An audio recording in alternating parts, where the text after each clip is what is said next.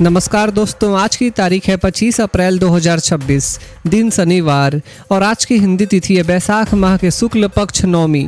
तो दोस्तों अब आज के दिन का इतिहास भी जान लेते हैं। आज 25 अप्रैल को वर्ल्ड मलेरिया डे मनाया जाता है। ये दिन लोगों को मलेरिया जैसी बीमारी से बचाव के बारे में जागरूक करने के लिए मनाया जाता है, जैसे साफ सफाई रखना और मच्छरों से बचना। साथ ही आज वर्ल्ड पेंगुइन डे भी मनाया जाता है। ये दिन पेंगुइन्स जैसे प्यारे पक्षियों और उनके कंजर्वेशन के बारे में अवेयरनेस फैलाने के लिए मनाया जाता है। और साल 1982 में आज ही के दिन भारत में दूरदर्शन ने पहली बार कलर टेलीकास्ट शुरू किया था। यहीं से टीवी देखने का एक्सपीरियंस पूरी तरह बदल गया और इसकी पॉपुलैरिटी तेजी से बढ़ी। तो दोस्तों ये था आज के दिन का इतिहास। तो चलिए अब जानते हैं आज की देश दुनिया भर की सबसे बड़ी खबरें। देश की राजनीति में आज एक बड़ा और चौंकाने वाला घटनाक्रम सामने आया है, जिसने सीधे संसद की तस्वीर बदल दी है। आम आदमी पार्टी को बड़ा झटका लगा है, क्योंकि उसके 3 राज्यसभा सांसद राघव चड्ढा, संदीप पाठक और अशोक मित्तल ने पार्टी छोड़ने का ऐलान कर दिया है। नई दिल्ली में मीडिया से बात करते हुए राघव चड्ढा ने कहा कि वे अब भारतीय जनता पार्टी में शामिल होंगे और उनके साथ राज्यसभा में आम आदमी पार्टी के कई और सांसद भी जाएंगे। उन्होंने दावा किया कि आम आदमी पार्टी के राज्यसभा में कुल 10 सांसद हैं, जिनमें से 2/3 से ज़्यादा अब बीजेपी में मर्ज होने का फैसला कर चुके हैं। राघव चड्ढा ने आरोप लगाया कि जिस पार्टी का गठन भ्रष्टाचार खत्म करने के लिए हुआ था, वहीं अब करप्ट और कॉम्प्रोमाइज्ड लोगों के हाथों में फंस गई है। उन्होंने कहा कि वे अब प्रधानमंत्री नरेंद्र मोदी के नेतृत्व में देश के लिए काम करेंगे। साथ ही उन्होंने बताया कि सभी जरूरी डॉक्यूमेंट्स राज्यसभा के चेयरमैन को सौंप दिए गए हैं, ताकि यह मर्जर प्रोसेस आगे बढ़ सके। यह घटनाक्रम सिर्फ एक पार्टी तक सीमित नहीं है, बल्कि इसका सीधा असर संसद की राजनीति और पावर बैलेंस पर पड़ सकता है। जनगणना 2027 को लेकर एक बड़ा और उपयोगी अपडेट सामने आया है, जो सीधे आम लोगों की भागीदारी से जुड़ा हुआ है। भारत सरकार ने सेंसस 2027 के लिए नेशनल टोल फ्री हेल्पलाइन शुरू कर दी है, जो अब देश के सभी राज्यों और केंद्र शासित प्रदेशों में एक्टिव हो चुकी है। अब अगर आपको किसी भी तरह की जानकारी या मदद चाहिए, तो आप सीधे 1855 नंबर पर डायल कर सकते हैं। यह हेल्पलाइन खास तौर पर हाउस लिस्टिंग और हाउसिंग सेंसस के पहले फेज से जुड़ी जानकारी देने के लिए शुरू की गई है। सबसे अच्छी बात यह है कि यह सर्विस रीजनल लैंग्वेजेज और इंग्लिश दोनों में उपलब्ध है, ताकि हर राज्य के लोग आसानी से समझ सकें और जुड़ सकें। इसका मकसद साफ है, जनगणना की प्रक्रिया को ईजी, सीमलेस और हसल फ्री बनाना, ताकि ज़्यादा से ज़्यादा लोग इसमें सही तरीके से हिस्सा ले सकें। अगर आप सेंसस 2027 में शामिल होने जा रहे हैं, तो यह हेल्पलाइन आपके लिए एक आसान सपोर्ट सिस्टम बन सकती है, जहां आपको हर जरूरी जानकारी समय पर मिल जाएगी। वेस्ट एशिया में बदलते तनाव के बीच भारत सरकार ने सप्लाई और सेफ्टी को लेकर बड़ा अपडेट दिया है। पेट्रोलियम मिनिस्ट्री की सेक्रेटरी सुजाता शर्मा ने बताया कि देश भर में डोमेस्टिक एलपीजी सप्लाई पूरी तरह स्मूथ है। किसी भी डिस्ट्रीब्यूटर या पेट्रोल पंप पर ड्राई आउट की कोई स्थिति नहीं है। सरकार यह सुनिश्चित कर रही है कि एलपीजी सिलेंडर्स की होम डिलीवरी जारी रहे और लोग ऑनलाइन बुकिंग का इस्तेमाल करें। कमर्शियल एलपीजी की बात करें तो सप्लाई करीब 70% तक रिस्टोर हो चुकी है। अप्रैल में अब तक 1,47,000 से ज़्यादा एलपीजी सिलेंडर्स की बिक्री हुई है। 5 किलो सिलेंडर्स की डिमांड भी बढ़ी है। अवेयरनेस कैंप्स के जरिए 1,33,000 से ज़्यादा सिलेंडर्स बेचे गए। नेचुरल गैस सेक्टर में करीब 5,27,000 पीएनजी कनेक्शंस एक्टिव हैं और 5,97,000 नए रजिस्ट्रेशंस हुए हैं। पेट्रोल और डीजल सप्लाई भी पूरी तरह एडिक्वेट है और सरकार ने लोगों से पैनिक बाइंग से बचने की अपील की है। अब मैरीटाइम सेक्टर की बात करें तो पोर्ट्स मिनिस्ट्री के डायरेक्टर मनदीप सिंह रांधवा ने बताया कि सभी इंडियन सीफरर्स सुरक्षित हैं। पिछले 24 घंटों में कोई इंसिडेंट नहीं हुआ है। अब तक 2700 से ज़्यादा सीफरर्स की सेफ वापसी कराई गई है। डीजी शिपिंग कंट्रोल रूम ने 7500 कॉल्स और 16,000 ईमेल्स हैंडल किए।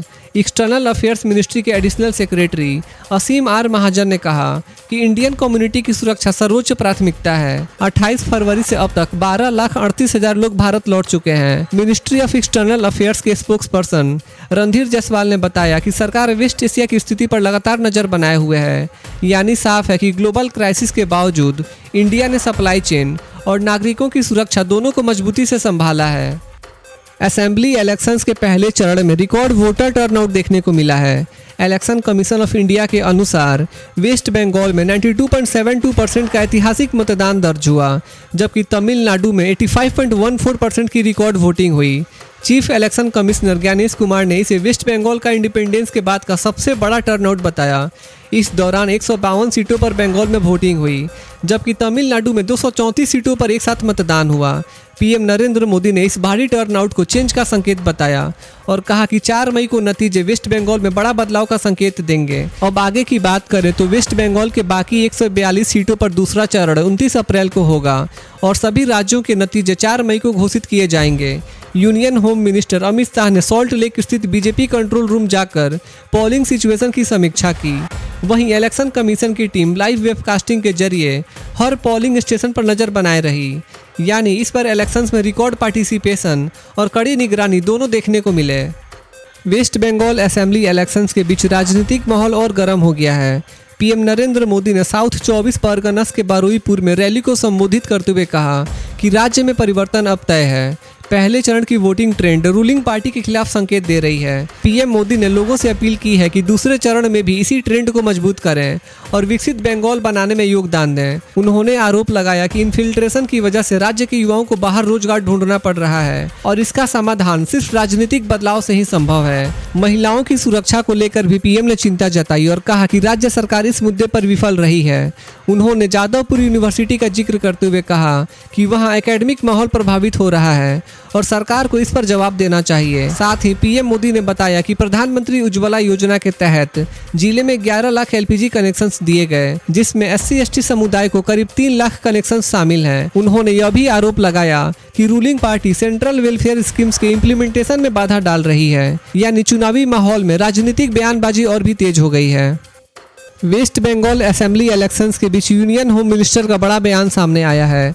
अमित शाह ने नॉर्थ 24 परगनास के हिंगलगंज में रैली को संबोधित करते हुए कहा कि बीजेपी राज्य में अगली सरकार बनाने जा रही है और पहले चरण में 152 में से करीब 110 सीटें जीतने का दावा किया। अमित शाह ने रूलिंग पार्टी पर करप्शन और मिसरूल के आरोप लगाए। उन्होंने वादा किया कि बीजेपी सरकार बनने पर महिलाओं पर अत्याचार से जुड़े मामलों को फिर से खोला जाएगा। इसके अलावा उन्होंने कहा कि कट मनी और नेफ्यू टैक्स जैसी प्रथाओं को खत्म किया जाएगा और 15 साल से रुके डेवलपमेंट प्रोजेक्ट्स को 5 साल में पूरा किया जाएगा। होम मिनिस्टर ने यह भी आरोप लगाया कि वोट बैंक पॉलिटिक्स के कारण राज्य में इलीगल इन्फिल्ट्रेशन बढ़ा है। उन्होंने चेतावनी दी कि बीजेपी सरकार बनने पर इस मुद्दे पर कड़े कदम उठाए जाएंगे, यानी चुनावी माहौल में राजनीतिक बयानबाजी और दावे लगातार तेज होते जा रहे हैं। बिहार की राजनीति में आज एक बड़ा घटनाक्रम देखने को मिला। एनडीए सरकार, जिसका नेतृत्व कर रहे हैं सीएम सम्राट चौधरी, उन्होंने विधानसभा में ट्रस्ट वोट जीत लिया है।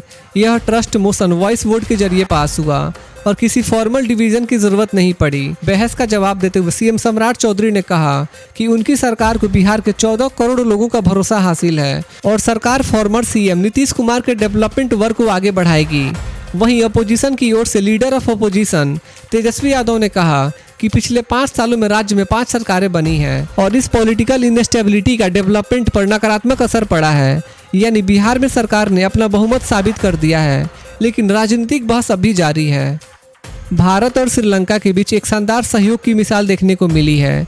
इंडिया श्रीलंका डाइवेक्स 26 के तहत इंडियन नेवी और श्रीलंकन नेवी के डाइवर्स ने मिलकर बीच क्लीनअप अभियान चलाया। इस इनिशिएटिव का उद्देश्य है समुद्र और तटीय इलाकों को साफ रखना, मैरीन इन्वायरमेंट को सुरक्षित बनाना और दोनों देशों के बीच कोऑपरेशन को मजबूत करना। सॉलिडारिटी इन सर्विस थीम के तहत यह अभियान दिखाता है कि इंडिया और श्रीलंका सिर्फ डिफेंस ही नहीं बल्कि इन्वायरमेंट प्रोटेक्शन में भी साथ मिलकर काम कर रहे हैं, यानी यह एक्सरसाइज क्लीन ओशियंस और स्ट्रॉन्ग पार्टनरशिप दोनों का संदेश देती है।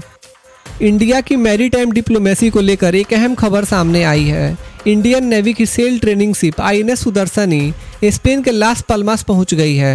यह कैनरी आइलैंड में किसी भी इंडियन नेवल शिप की पहली आधिकारिक विजिट है। इस विजिट के दौरान INS सुदर्शनी के commanding officer Spanish naval authorities के साथ प्रोफेशनल इंटरैक्शंस करेंगे। इसका उद्देश्य है मैरीटाइम कोऑपरेशन को मजबूत करना और इंडिया स्पेन नेवल एंगेजमेंट को आगे बढ़ाना। मिनिस्ट्री के अनुसार यह विजिट दोनों देशों के बीच ग्रोइंग नेवल पार्टनरशिप का संकेत है, यानी इंडिया ग्लोबल मैरीटाइम प्रेजेंस को लगातार मजबूत कर रहा है। न्यू दिल्ली में इंडिया US डिफेंस कोऑपरेशन को लेकर एक अहम बैठक हुई है। US इंडो पैसिफिक कमांड के air component commander Kevin B ने डिफेंस सेक्रेटरी राजेश कुमार सिंह से मुलाकात की। इस दौरान डिफेंस इनिशिएटिव्स को आगे बढ़ाने, मिलिट्री टू मिलिट्री कोऑपरेशन मजबूत करने और स्ट्रेटेजिक कोऑर्डिनेशन बढ़ाने पर चर्चा हुई। बैठक में खास तौर पर ज्वाइंट एक्सरसाइजेज, ट्रेनिंग विजिट्स और स्ट्रेटेजिक एक्सचेंजेस को बढ़ाने पर जोर दिया गया। मिनिस्ट्री ऑफ डिफेंस के अनुसार यह बातचीत इंडिया और यूएस के बीच डिफेंस पार्टनरशिप को और मजबूत करने की दिशा में अहम कदम है। यानी इंडो पैसिफिक रीजन में दोनों देशों के बीच स्ट्रेटेजिक कोऑपरेशन लगातार गहरा हो रहा है। न्यू दिल्ली से एक महत्वपूर्ण अपडेट सामने आया है। Law and justice minister Arjun Ram Meghwal ने कर्तव्य पथ पर बने कर्तव्य भवन 2 में ministry of law and justice के नए ऑफिस का उद्घाटन किया। इस मौके पर उन्होंने कहा कि यह बिल्डिंग मॉडर्न, इंटीग्रेटेड और सिक्योर है और इससे मिनिस्ट्री के कामकाज को नई दिशा मिलेगी। मिनिस्टर ने भरोसा जताया कि इस नए ऑफिस से काम और ज़्यादा एफिशिएंट होगा और पब्लिक सर्विस को नई गति मिलेगी। यानी यह नई सुविधा सरकारी कार्य प्रणाली को और मजबूत और तेज बनाने में मदद करेगी। दिल्ली में बढ़ती गर्मी और हीट वेव को देखते हुए सरकार अलर्ट मोड में आ गई है। चीफ मिनिस्टर रेखा गुप्ता ने अधिकारियों के साथ एक अहम रिव्यू मीटिंग की। इस बैठक में हीट वेव से निपटने की तैयारियों का जायजा लिया गया, लोगों को राहत देने के उपायों पर चर्चा हुई और इमरजेंसी रिस्पांस को मजबूत करने पर जोर दिया गया। सरकार का फोकस है लोगों की सुरक्षा सुनिश्चित करना, पानी, स्वास्थ्य और राहत सेवाओं को बेहतर बनाना और हीट वेव के असर को कम करना। यानी बढ़ती गर्मी के बीच दिल्ली सरकार पूरी तरह तैयार है और सक्रिय भी नजर आ रही है। वेस्ट एशिया क्राइसिस के बीच एक बड़ा डिप्लोमेटिक डेवलपमेंट सामने आ सकता है। ईरान और यूएस के बीच पीस टॉक्स दोबारा शुरू होने की संभावना जताई जा रही है और यह बातचीत पाकिस्तान में हो सकती है। ईरान के foreign minister Abbas Araghchi Islamabad पहुंच सकते हैं, जहां टॉक्स के लिए तैयारी की जा रही है। सूत्रों के मुताबिक यूएस की लॉजिस्टिक्स और सिक्योरिटी टीम पहले से ही मौजूद है। हालांकि वॉशिंगटन और तेहरान की ओर से कोई आधिकारिक पुष्टि नहीं हुई है। यूएस डिफेंस सेक्रेटरी पीटे हेग्सेथ ने कहा कि ईरान के पास गुड डील करने का मौका है। इससे पहले वाइस प्रेसिडेंट जेडी वांस के नेतृत्व में यूएस डेलीगेशन टॉक्स के लिए नहीं गया था और बातचीत टल गई थी। प्रेसिडेंट डोनाल्ड ट्रंप ने सीज फायर को बढ़ाकर नेगोशिएशंस के लिए समय दिया है। दूसरी तरफ इजराइल और लेबनान के बीच सीज फायर को 3 हफ्तों के लिए बढ़ाया गया है, जिसे ईरान टॉक्स के लिए जरूरी शर्त मान रहा है। लेकिन ग्राउंड सिचुएशन अभी भी टेंस है। स्ट्रेट ऑफ हॉर्मुज में ईरान ने शिपिंग पर कड़ा नियंत्रण रखा हुआ है। पहले जहां रोज करीब 130 जहाज गुजरते थे, अब सिर्फ 5 जहाज ही गुजर पाए। ईरान ने हाल ही में 2 कार्गो शिप्स भी सीज किए हैं, जबकि यूएस ने ईरान पर नवल ब्लॉकेड जारी रखा है। यानी सीज फायर और टॉक्स की कोशिशों के बीच रीजन में तनाव और अनसर्टेनिटी अभी भी बरकरार है। स्ट्रेट ऑफ हॉर्मुज को लेकर ग्लोबल पावर्स अब एक्शन मोड में नजर आ रहे हैं। यूनाइटेड किंगडम और फ्रांस ने उम्मीद जताई है कि हॉर्मुज में शिपिंग सुरक्षित करने के लिए मिलिट्री प्लान्स तैयार हो रहे हैं। लंदन में हुई 44 देशों की हाई लेवल मीटिंग्स में मल्टीनेशनल मिशंस पर चर्चा हुई, जिसे यूके और फ्रांस लीड करेंगे। British defence minister John Healey ने कहा कि मिशन का उद्देश्य कमर्शियल शिप्स की सुरक्षा सुनिश्चित करना है। जरूरत पड़ने पर माइंस हटाने और वेसल्स की रक्षा भी की जाएगी। फ्रेंच साइड से कैथरीन वॉटरिन ने भी इस इनिशिएटिव पर भरोसा जताया। वहीं यूके प्राइम मिनिस्टर कीयर स्टारमर ने बताया कि 1 दर्जन से ज्यादा देश इस मिशन में शामिल होने को तैयार हैं। लेकिन दूसरी तरफ ईरान ने साफ कर दिया है कि जब तक यूएस उसके पोर्ट्स पर ब्लॉकेड हटाता नहीं, तब तक स्ट्रेट ऑफ हॉर्मुज नहीं खोला जाएगा। यानी ग्लोबल एफर्ट्स जारी हैं, लेकिन ग्राउंड रियलिटी में तनाव और चुनौती अभी भी बनी हुई है। वेस्ट एशिया कॉन्फ्लिक्ट के बीच यूएस के प्रेसिडेंट डोनाल्ड ट्रंप का बड़ा बयान सामने आया है। डोनाल्ड ट्रंप ने साफ कहा है कि वह ईरान के खिलाफ न्यूक्लियर वेपन का इस्तेमाल नहीं करेंगे। व्हाइट हाउस में पत्रकारों से बात करते हुए ट्रंप ने कहा कि न्यूक्लियर वेपन किसी को भी इस्तेमाल नहीं करना चाहिए। उन्होंने दावा किया कि यूएस ने बिना न्यूक्लियर हथियार के ही ईरान की मिलिट्री कैपेबिलिटीज को नुकसान पहुंचाया है। ट्रंप ने यह भी कहा कि ईरान ने सीज फायर के दौरान कुछ हथियार फिर से तैयार किए हो सकते हैं, लेकिन यूएस सेना उन्हें 1 दिन में ख़त्म कर सकती है। पीस टॉक्स पर बोलते हुए उन्होंने कहा कि वे जल्दबाजी में डील नहीं करना चाहते, बल्कि एक एवर लास्टिंग पीस डील करना चाहते हैं। यानी एक तरफ ट्रंप ने न्यूक्लियर एस्केलेशन से दूरी बनाई है, तो दूसरी तरफ मिलिट्री प्रेशर और डिप्लोमेसी दोनों को साथ लेकर चलने की रणनीति दिखाई है। आज गोल्ड और सिल्वर के दाम में हल्का उतार चढ़ाव देखने को मिल रहा है। अगर 24 कैरेट सोने की बात करें तो आज इसका भाव लगभग 15,420 से 15,600 रुपये प्रति ग्राम के बीच चल रहा है। यानी 10 ग्राम सोना लगभग 1,54,200 से 1,56,000 के आसपास ट्रेड कर रहा है। अब चांदी की बात करें तो आज चांदी का रेट लगभग 260 से 270 रुपये प्रति ग्राम है। यानी 1 किलो चांदी लगभग 2,60,000 रुपये से 2,70,000 रुपये के आसपास ट्रेड कर रहा है। तो दोस्तों आज के लिए बस इतना ही था। देश भर के छोटे बड़े अपडेट्स और हर दिन के लेटेस्ट न्यूज़ करेंट अफेयर्स देखने के लिए हमारे यूट्यूब न्यूज़ चैनल इंडियन जनता न्यूज़ को सब्सक्राइब जरूर करें। मिलते हैं अगले वीडियो में, तब तक के लिए बाय बाय, टेक केयर, जय हिंद।